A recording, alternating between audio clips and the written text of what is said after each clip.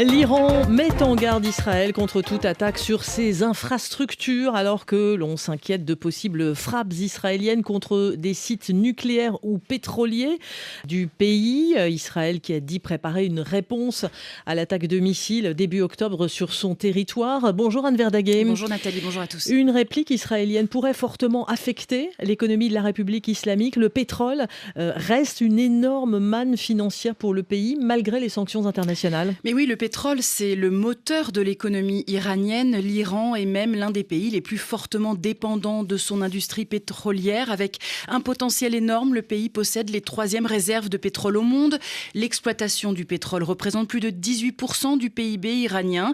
Et encore un chiffre, 80% des recettes d'exportation du pays sont liées au pétrole. Le premier client pour la vente de pétrole étant la Chine. Ces exportations contournent l'embargo américain en vigueur depuis 2018 grâce au marché gris et à une décote importante. L'Iran a même augmenté ses extractions ces derniers mois. Selon les derniers chiffres du mois d'août, l'Iran a extrait 3,4 millions de barils de pétrole par jour, ce qui correspond à des revenus annuels estimés entre 15 et 20 milliards de dollars. Le potentiel, on l'a dit, est énorme. Avant les sanctions, la compagnie nationale iranienne pouvait sortir de terre près de 4 millions de barils par jour.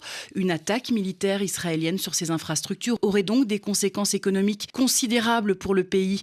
Les capacités de production étant principalement concentrées dans le sud-ouest de l'Iran, Israël a les moyens d'une opération qui pourrait frapper vite et fort au portefeuille de l'État islamique. Et cela, on le rappelle, alors que l'économie iranienne est déjà affaiblie par des années de sanctions internationales. Oui, et une escalade militaire viendrait tarir les ressources. La Banque centrale iranienne pourrait donc être tentée de faire fonctionner la planche à billets, comme ça a été le cas après les sanctions américaines, ce qui aurait des effets délétères sur une inflation qui semble déjà incontrôlable. Thierry Coville, chercheur à l'IRIS et spécialiste de l'Iran.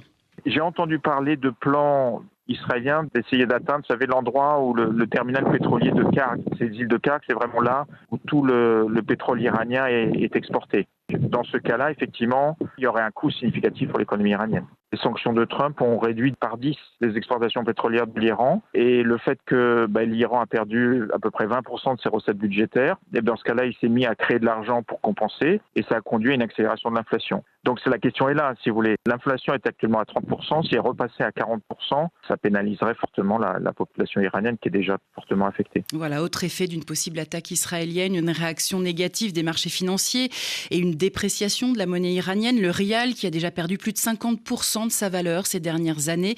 La moitié de la production de pétrole est destinée à la consommation domestique. C'est donc aussi une économie qui serait lourdement paralysée, mais les répercussions d'une attaque israélienne dépasseraient surtout les frontières iraniennes et auraient avant tout des répercussions sur le prix du brut et la fermeture potentielle du détroit d'Ormuz pourrait faire monter le prix du baril à plus de $100. Aujourd'hui, l'économie, c'était Anne Verdaguer.